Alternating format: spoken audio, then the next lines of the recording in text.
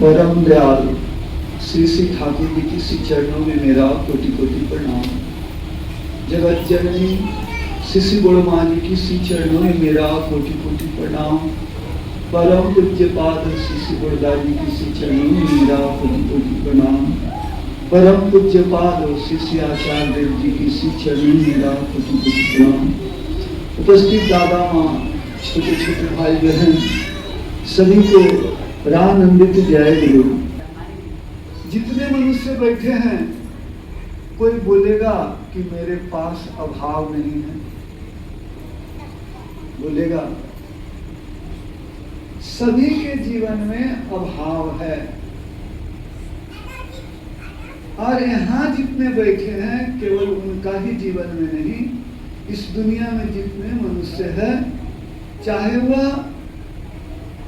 200 रुपया कमाए, चाहे वो 500 रुपया कमाए, चाहे 5000, चाहे 5 लाख कमाए, सबका जीवन में अभाव है। क्यों अभाव है? क्योंकि मनुष्य का मन कभी भरा ही नहीं है। और जब तक मनुष्य का मन नहीं भरेगा, तब तक मनुष्य पूर्ण नहीं होगा। ठाकुर जी का एक वाणी हमें बार बार यह बात बोलने के लिए बाध्य करते हैं। एक की चाह करते समय 10 की चाह मत कर बैठो, एक का ही जिससे चरम हो वही करो, सब कुछ पाओगे। तो जब तक मन में चाह रहेगा, 10 ठो चाह, 1000 ठो चाह, तब तक हमारा जीवन का अभाव बना रहेगा। किसको चाह लेने से फिर अभाव मिट जाता है, वह एक परमपिता परमेश्वर है। जिसको चाह लेने के बाद फिर हमारा जीवन में कोई अभाव नहीं रह जाता। ठाकुर जी बोलते हैं फुलफिलर ऑफ द बेस्ट, वही सबका पूर्ण करते हैं। तो हम लोग उनको बात दे करके सब पाना चाहते हैं। सब बात दे करके केवल उनको पाना जिस दिन चाहेंगे, तो हमें सब मिल जाएगा और हम पूर्ण हो जाएंगे। हमारा जीवन का दौड़ मिट जाएगा और हम एक जगह शांत होकर, स्थिर होकर के बैठ जाएंगे।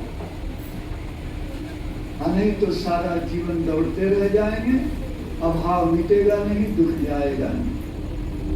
ठाकुर जी एक वाणी दिए, चाह की अप्राप्ति ही है दुख। दुख को मिटाना है तो कुछ भी ना चाहो, सभी अवस्थाओं में राजी रहो। दुख तुम्हारा क्या करेगा? दुख किसी का प्रकृत गत नहीं, इच्छा करने से उसे दूर किया जा सकता। किसी का दुख का कारण न बनो, कोई तुम्हारा दुख का कारण नहीं बनेगा। हम लोग जरूर किसी न किसी को अपने वाणी से कष्ट पहुंचाए हैं, आचरण से कष्ट पहुंचाए हैं, व्यवहार से कष्ट पहुंचाए हैं। तो जो देंगे समाज को वही मिलेगा वापस मुझको। हम अगर सुखी होना चाहते हैं तो हमें सबको सुखी देखना सीखना होगा। कैसे लोग सुखी हो, इसके लिए हमें तत्पर रहना होगा, तो सुख अपने आप हमारे पास आ जाएगा। फूल नहीं बो सकते तो कांटे कम से कम मत बो। किसी के जिंदगी में हम सुख दे सके तो बहुत अच्छा, अगर नहीं दे सकते हैं तो कम से कम दुख भी न दे। तो आज हम लोग ठाकुर अनुकूल चंद्र जी को धरे हैं, पूर्ण होने के लिए धरे हैं, अपूर्ण होने के लिए नहीं धरे हैं। और उनको अपने इस हृदय में जो जितना बैठाएगा, उसका जीवन का अभाव उतना मिटेगा। ठाकुर जी का एक वाणी है, भावी के प्रति भाव न हुआ, अभाव मिटेगा क्या? तो उनसे जो प्रेम करेगा उसी का अभाव मिटेगा। जगत से जो प्रेम करेगा उसका भाव बढ़ेगा।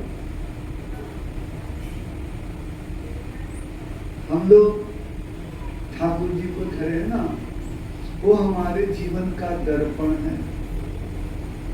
नारायण शब्द का अर्थ होता है नर धन आयन। नर मने मनुष्य, आयन मने होता है पथ। जो मनुष्य को पथ दिखा देता है वही नर का आईना नारायण होते हैं। तो हम लोग नारायण के चरणों में हैं। हम लोगों का जीवन में उनके प्रति जैसे जैसे प्रेम बढ़ेगा वैसे वैसे हमारा जीवन का दुख भी मिटेगा।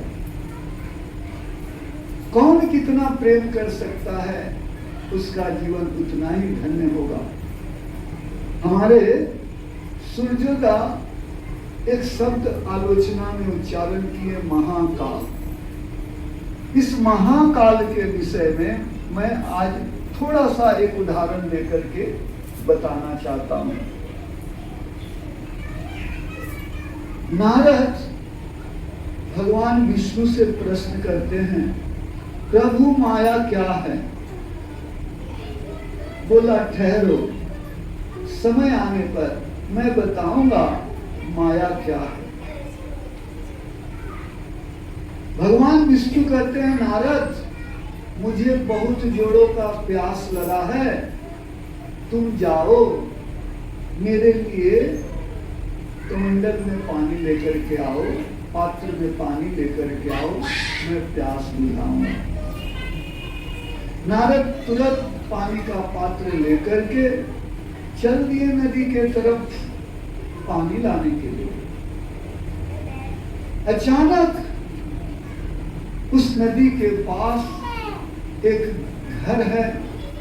उस घर के दरवाजा पर एक सुंदर स्त्री खड़ी है। नारद मोहित हो गए, विवाह रचा लिए, परिवार बना लिए, संसार बना लिया अपना, और दिन पर दिन कटता जा रहा है, बाल बच्चा भी हो गया। ठीक अचानक नदी में बाढ़ आया और वह गांव डूबा। उस समय नारद भगवान उस बाढ़ में एक हाथ से पत्नी को पकड़ करके रखा है तो एक हाथ से बच्चा को पकड़ कर रखा है। पानी का जोर धारा से हाथ छूट गया उसका स्त्री का। फिर कुछ देर बाद बच्चा भी छूट जाता है। फिर वह माथा पर हाथ पकड़ करके रोता, हाय हमारा सब चला गया, हाय हमारा सब चला गया। वो रो ही रहे हैं। तब भगवान विष्णु प्रकट होते, अरे नारद आधा घंटा बीत गया, पानी कहाँ है? बोलते हैं प्रभु पानी आधा घंटा बीत गया, ये तो हमारा जीवन बीत गया, और आप बोलते हैं आधा घंटा बीत गया, और हम तो आपका पानी लाना ही तो भूल गए, पानी लाना ही तो भूल गए। भगवान विष्णु कहते हैं, देखो यही माया है, सचमुच आधा घंटा बीता है लेकिन तुम्हारा जिंदगी बीत गया। जब कोई माया में रहता तो आधा घंटा भी जिंदगी बन जाता है, आधा घंटा भी जिंदगी का पूरा समय भी बन जाता है। तो कहने का मतलब है, एक कहानी हमें बताता है, जैसे 5 मिनट का ही सपन चलता है रात जब सोते हैं, लेकिन कितना बड़ा जिंदगी जी लेते हैं सपने में। 3 घंटा का फिल्म चलता है सिनेमा हॉल में, लेकिन एक हीरो बच्चा जन्म लेकर के बड़ा भी हो जाता, बूढ़ा भी हो जाता 3 घंटा में। तो महाकाल में ये जिंदगी हम लोगों को आधा घंटा का ही मिला। बात समझ गए? वही है माया। अब उस आधा घंटा का जिंदगी में भगवान जो दायित्व दिए थे पानी ले आओ, वही भूले हुए, उनका काम भुला दिए और संसार में हम सब फंस गए। तो भगवान कहते हैं भगवान को भूलने से ही जिंदगी में दुख आता है। नारद का जिंदगी में संसार आया और संसार चला गया, सुख आया सुख चला गया और उसका जगह दुख ले लिया। हम लोगों का भी जिंदगी में जब भगवान को छोड़कर भूल करके उनको त्याग करके हम लोग जब चलते हैं तो हमारा भी जीवन में दुर्दिन आ जाता है। इसलिए हम सभी के पास आवेदन करेंगे, अनुरोध करेंगे, आप लोग संसार में रहते हुए ठाकुर जी को हृदय में बैठा करके चलिए, माथा में बैठा करके चलिए, जीवन का केंद्र बिंदु बना दीजिए। चलती चक्की सब कोई देखे, कील देखे ना कोई, और जो कील को धर कर रखे उसको कछु नहीं हो। तो यह संसार का कील हुए गुरु। संसारी आदमी अगर गुरु को धरकर चलेगा दुख मिट जाएगा, और नहीं तो कबीर का एक वचन, चलती चक्की देखकर दिया कबीरा रोए, और दो पाटन के बीच में साबुत बचाना। तो हम लोग भी पिसा जाएंगे यदि गुरु का ज्ञान लेकर के नहीं चलेंगे। इसलिए ठाकुर जी का विधि विधान में हम बंधे रहेंगे। वो हमारा रक्षा कवच है, विधान हमारा रक्षा कवच है।